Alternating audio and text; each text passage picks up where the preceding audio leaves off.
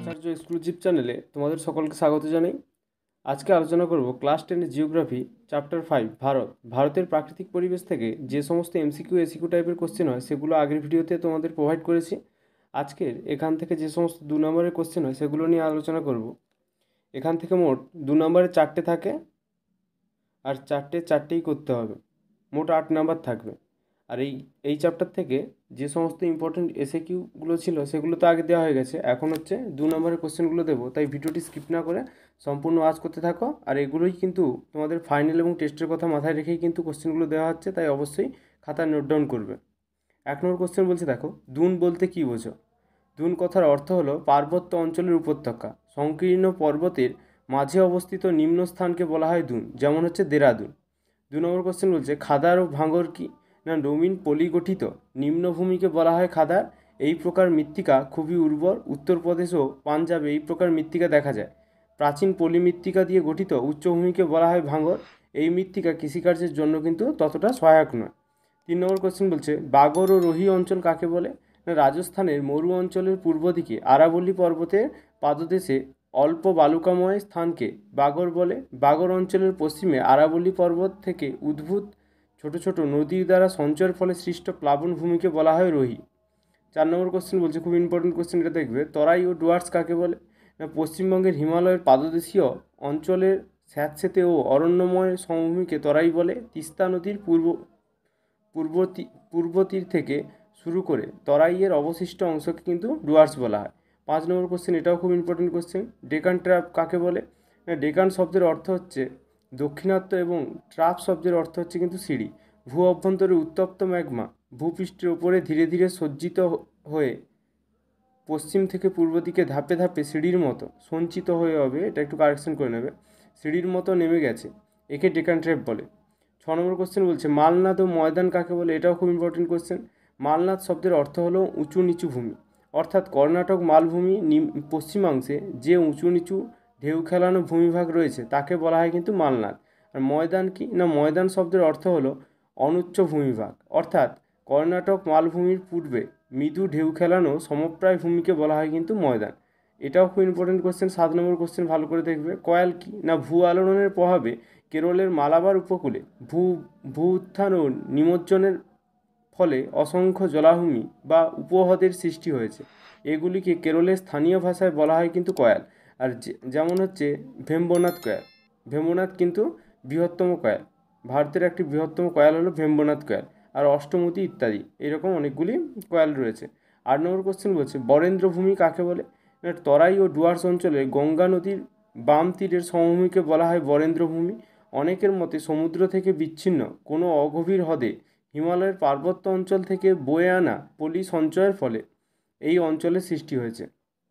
9 নম্বর question বলছে, বহুমুখী নদী পরিকল্পনা কাকে বলে? না, যে পরিকল্পনার সাহায্যে নদীতে বাঁধ নির্মাণ করে নদীর জলকে সমাজ কল্যাণের বিভিন্ন উদ্দেশ্যে, যথা বন্যা নিয়ন্ত্রণ, জলসেচ, জলবিদ্যুৎ উৎপাদন, মৎস্য চাষ, পানীয় জলের যোগান প্রভৃতি উন্নয়নের ব্যবহার করা হয়, তাকে কিন্তু বহুমুখী নদী পরিকল্পনা বলে। আর তোমাদের আর একটা কথা বলে রাখছি, তোমাদের মাধ্যমিকের যে ফাইনালে ভূগোল কিন্তু একটা স্কোরিং সাবজেক্ট, তাই অবশ্যই এই কোশ্চেনগুলো ভালো করে দেখবে। আর বজ্র ব্যবস্থাপনা থেকে আগেই হচ্ছে একটা ভিডিও দেওয়া আছে, সেগুলো কিন্তু গিয়ে দেখে নিতে পারো। আর ওই কোশ্চেনগুলোর বাইরে কিন্তু কোনো কোশ্চেন থাকবে না, তাই অবশ্যই ওই কোশ্চেনগুলো দেখে নেবে। 10 নম্বর কোশ্চেন বলছে, ভারতকে মৌসুমী বায়ুর দেশ বলা হয় কেন? না, ভারত ক্রান্তীয় উপক্রান্তীয় অঞ্চলের অন্তর্গত এক সুবিশাল বৈচিত্র্যপূর্ণ দেশ। সামগ্রিকভাবে ভারতবর্ষের জলবায়ু মৌসুমী বায়ু দ্বারা প্রভাবিত, যথা উত্তর পূর্ব ও দক্ষিণ পশ্চিম মৌসুমী বায়ু দ্বারা ভারতের জলবায়ু নিয়ন্ত্রিত হয়ে থাকে, তাই ভারতকে কিন্তু মৌসুমী বায়ুর দেশ বলা হয়। 10 নম্বর কোশ্চেন বলছে, ভারতের কোন কোন অঞ্চলে বছরে দুবার বৃষ্টিপাত হয়ে থাকে? এটা এমসিকিউ বা এসিকিউ আকারেও কিন্তু থাকতে পারে। ভারতের দক্ষিণ পূর্বে অবস্থিত করমণ্ডল উপকূলে গ্রীষ্মকালে দক্ষিণ পশ্চিম মৌসুমী বায়ুর প্রভাবে এবং শীতকালে উত্তর পূর্ব মৌসুমী বায়ুর প্রভাবে কিন্তু বৃষ্টিপাত হয়ে থাকে, বছরে দুবার বৃষ্টিপাত হয় এই অঞ্চলে।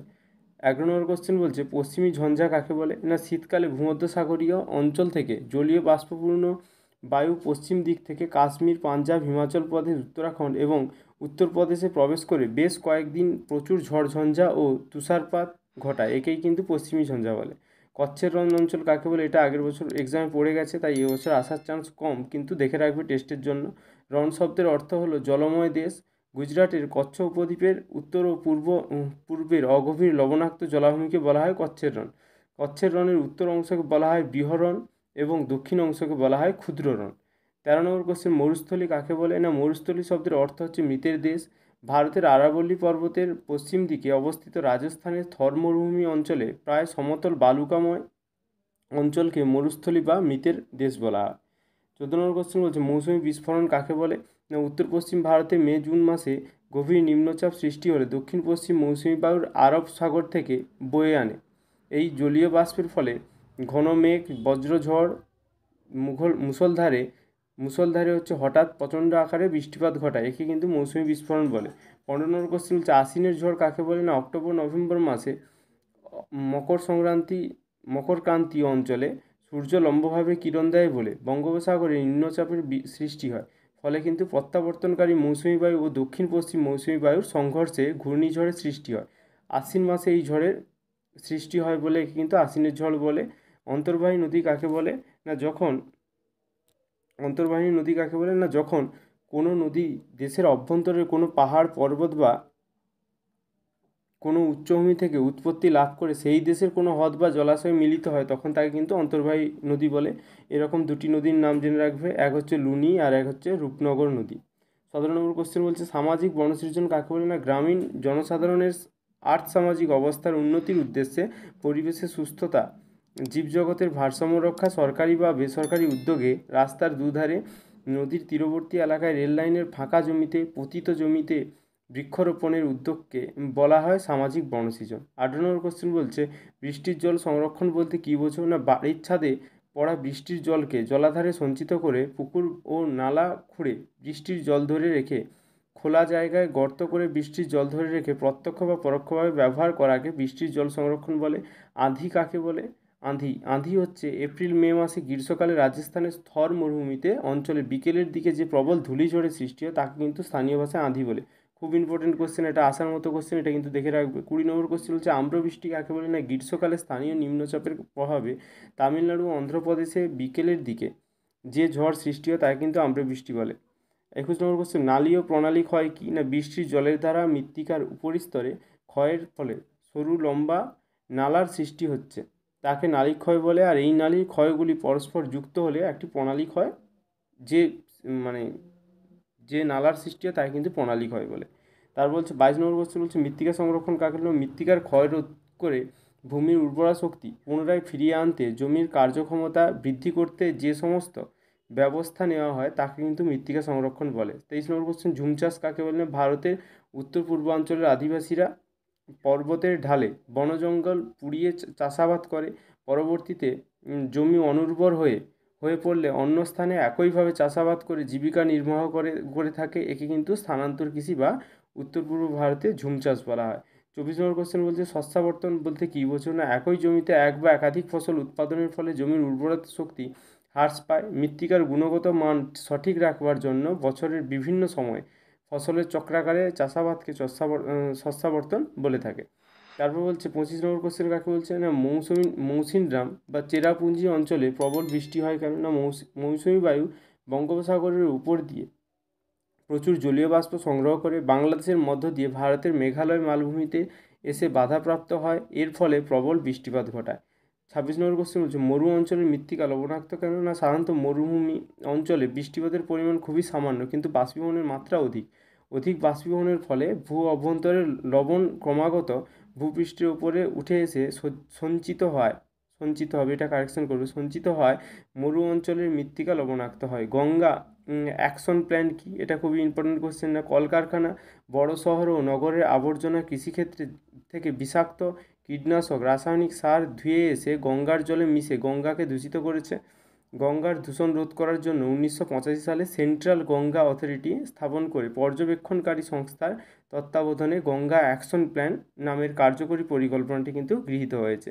28 নম্বর কোশ্চেন বলছে সামাজিক বনসৃজনের উদ্দেশ্য কী? 1 নম্বর হচ্ছে পরিবেশের ভারসাম্য রক্ষা করা, 2 নম্বর হচ্ছে শিল্পের প্রয়োজনীয় কাঁচামালের সরবরাহ অব্যাহত রাখা আর কি। 3 নম্বর কোশ্চেন বলছে পতিত জমি পুনরুদ্ধার ও ভূমিক্ষয় রোধ করা। 4 নম্বর কোশ্চেন বলছে গ্রামাঞ্চলে জ্বালানি কাঠ, পশুখাদ্য প্রভৃতির যোগান বাড়ানো। 29 নম্বর কোশ্চেন বলছে কৃষি বনসৃজনের উদ্দেশ্য কী না কৃষি জমিতে খাদ্য উৎপাদনের পাশাপাশি বৃক্ষরোপণ করা, অব্যবহৃত ও পতিত জমিকে চাষযোগ্য করে অতিরিক্ত কর্মসংস্থান লাভ করা। 3 নম্বর কোশ্চেন বলছে কৃষি জমিতে ভূমিক্ষয় রোধ করা, মানুষের প্রয়োজনীয় জ্বালানির চাহিদা পূরণ করা। এই ছিল তোমাদের প্রাকৃতিক পরিবেশ থেকে যে সমস্ত ইম্পর্টেন্ট 2 নম্বরের কোশ্চেনগুলো হয় সেগুলো কিন্তু দিলাম। আর এরপরে কিন্তু অর্থনৈতিক পরিবেশ থেকে যে সমস্ত কোশ্চেনগুলো হয় সেগুলো প্রোভাইড করব। আর লাইফ সায়েন্সের পুরো চ্যাপ্টারটাই কিন্তু কভার করা আছে, মানে পুরো বইটা তোমাদের 5 নম্বর অধ্যায় পর্যন্ত পুরো কভার করা আছে। এমনকি রচনাধর্মী কোশ্চেনও ওখানে দেওয়া আছে, এসিকিউ এমসিকিউ এবং রচনাধর্মী কোশ্চেন, সব কোশ্চেন কিন্তু পেয়ে যাবে। আর ওইগুলো পড়লেই তোমরা কিন্তু কমন পেয়ে যাবে। 80 অ্যাবাভ কিন্তু নাম্বার ওইগুলো থেকেই চলে আসবে। তাই অবশ্যই ওই ভিডিওগুলো দেখবে। আর এরকম আরও ভিডিও পেতে চাইলে অবশ্যই চ্যানেলটিকে সাবস্ক্রাইব করে রাখবে। আর এই ভিডিওটি ভালো লেগে থাকলে একটা লাইক প্রদান করবে। Thank you.